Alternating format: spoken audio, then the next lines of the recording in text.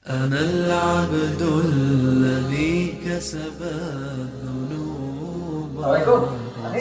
Waalaikumsalam warahmatullahi Gimana kabarnya? wabarakatuh. Alhamdulillah sehat. Antum dari tadi ngalamun baik.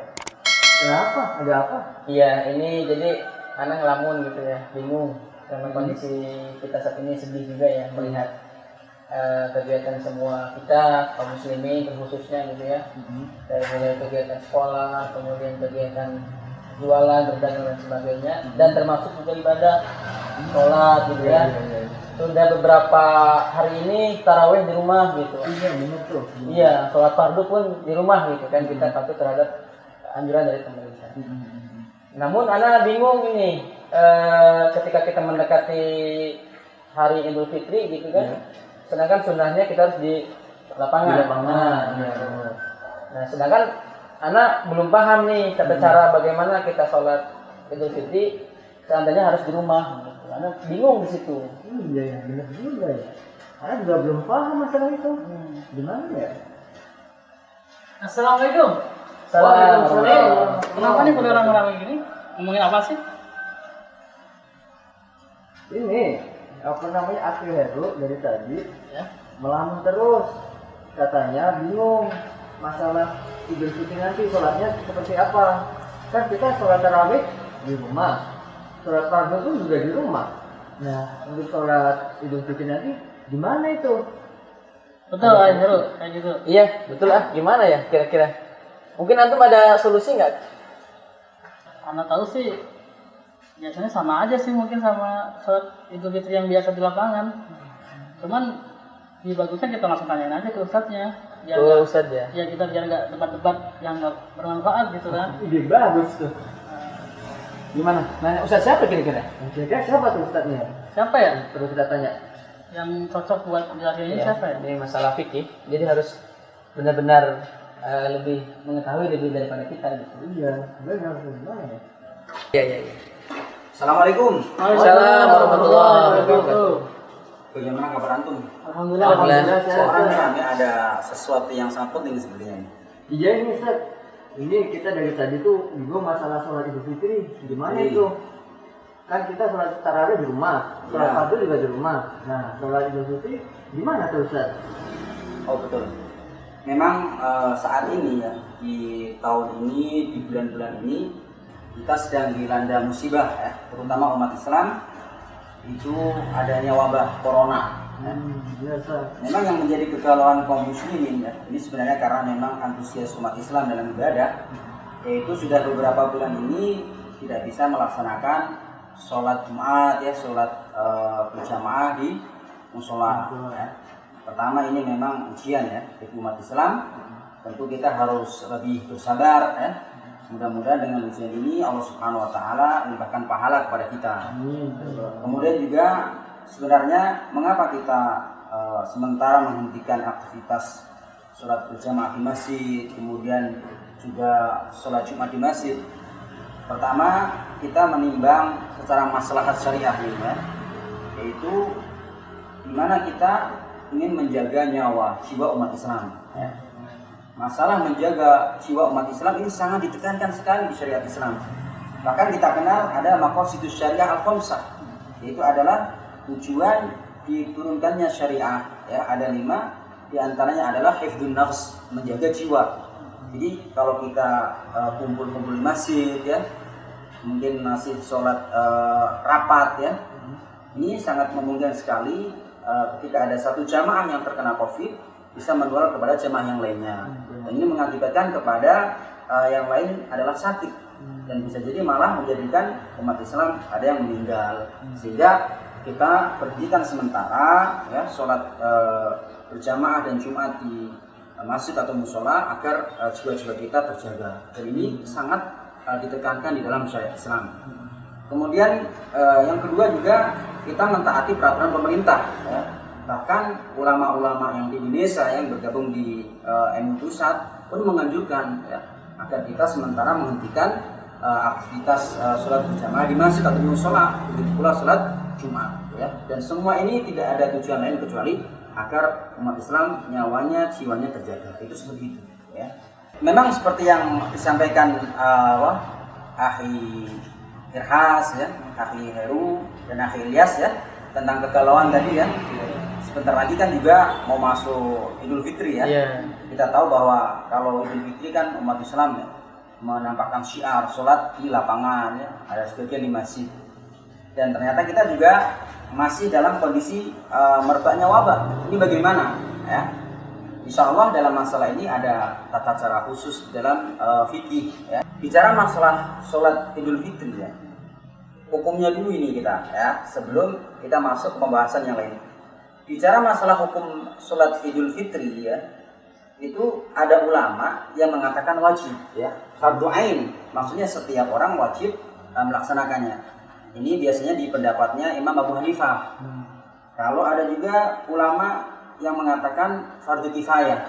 Kalau fardu kifayah itu misalnya di sebuah komunitas, atau di sebuah negeri, atau di sebuah wilayah, kalau sudah ada yang laksanain maka cukup, sudah mewakili, itu fardu kifayah. Ini dikenal di madhab Hambali ya. Adapun di madhab Syafi'iyah ya, yang dianut oleh kebanyakan orang Indonesia, mereka mengatakan bahwa sholat Idul Fitri hukumnya sunnah muakkadah ya. Jadi sunnah yang sangat ditekankan. Sebenarnya terlepas dari ada yang mengatakan wajib ain, ada yang mengatakan fardu ain, ada yang mengatakan fardu kifayah, ada yang mengatakan sunnah muakkadah. Tapi sebagai seorang Islam tentu tidak ada alasan untuk meninggalkan sebenarnya. Toh ini adalah merupakan syiar ya, syariat yang harus diselenggarakan setiap tahunnya ya. Dan ini juga merupakan sunnah Rasulullah SAW. Walaupun di tengah-tengah wabah COVID-19 ini sebenarnya masih bisa dilaksanakan. Walaupun tadi ada peraturan PSBB ya, harus ada pembatasan agar tidak kumpul-kumpul ya, seperti di lapangan atau di masjid ya. Maka ulama di antaranya yang paling terkenal ya di mazhab Syafi'iyah seperti Imam Nawawi membolehkan sholat Idul Fitri sendirian ya, di rumah ya, seperti itu, sendirian di rumah. Jadi bicara masalah pelaksanaan sholat Idul Fitri di rumah itu ada dua. Pertama, jika memang dia sendirian ya, artinya tidak ada anggota keluarga yang lain, tidak ada istri ya, tidak ada anak misalnya ya, maka ini ulama membolehkan dia sendiri untuk melaksanakan sholat Idul Fitri. Bagaimana tata caranya? Sebenarnya tata caranya tidak beda jauh dengan sholat Idul Fitri yang lainnya ya. Hanya saja kalau sholat sendirian ya, nggak ada makmumnya ya, dia sendiri, itu tidak ada khutbahnya. Ada masalah bacaan ya seperti biasa. Lagi insya Allah saya akan jelaskan secara panjang lebar. Jadi pertama sendirian. Lalu yang kedua, bagaimana kalau dia melaksanakan sholat Idul Fitri di rumah dan bersama keluarganya ya. Misalnya ada bapak ibunya, kemudian ada anaknya, atau di situ ada paman, ada bibi ya. Maka boleh dilaksanakan secara berjamaah tapi di rumah ya. Adapun pelaksanaannya itu nggak ada bedanya, pelaksanaan seperti di tanah lapang, cuma yang bedain kan tempat saja, betul tidak? Ya. Kalau bersama kaum muslimin di tanah lapang, di lapangan, terus sebagian di masjid. Tapi kalau di rumah ya di rumah dan melaksanakan secara berjamaah. Dan juga tetap ada khutbahnya. Jadi diawali dengan sholat ya bersama dipimpin oleh imam, lalu kemudian selesai salam, maka imam kemudian memberikan khutbah singkat ya. Kemudian saya terangkan pula bahwa kita walaupun tidak keluar rumah untuk sholat Idul Fitri di lapangan, kita juga harus menjaga sunnah-sunnahnya ya. Ada diantaranya yaitu kita mandi terlebih dahulu, itu sunnah hukumnya. Kemudian juga memakai pewangian, kemudian juga memakai pakaian yang terbaik ya. Kemudian kalau Idul Fitri itu dianjurkan untuk makan terlebih dahulu. Berbeda dengan Idul Adha ya. Kalau Idul Adha kan memang menunggu hewan sembelihan ya, seperti itu. Kemudian ada masalah tata cara praktek sholat. Pertama-tama seseorang menghadap kiblat, tentunya disertai dengan niat melaksanakan sholat Idul Fitri. Lalu setelah itu takbiratul ihram.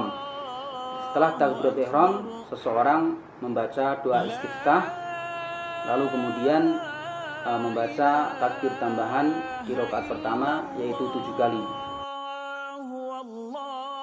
Setelah itu dia membaca surat ya. Adapun surat, memang ada riwayat-riwayat sahih yang menganjurkan apabila seseorang melaksanakan sholat Idul Fitri, yaitu ketika di rakaat pertama dia membaca surat Al-A'la ya.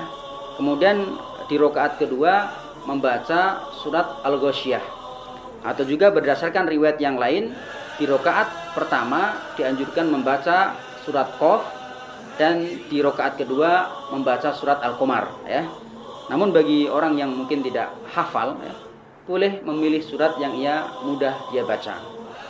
Setelah itu seperti biasa sholat-sholat yang lainnya dilanjutkan dengan ruku,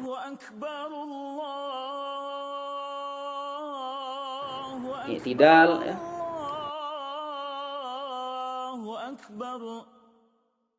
sujud,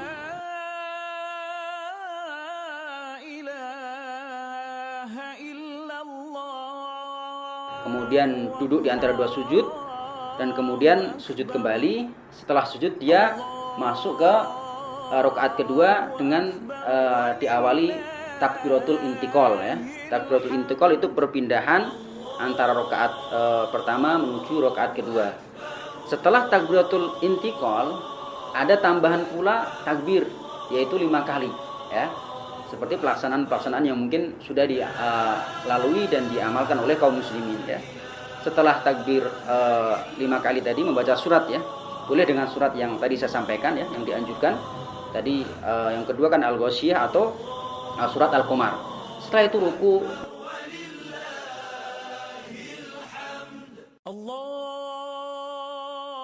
kemudian i'tidal ya. Kemudian sujud,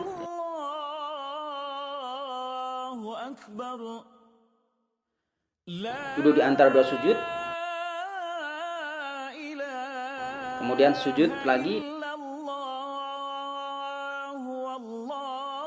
dan kemudian tahiyat dan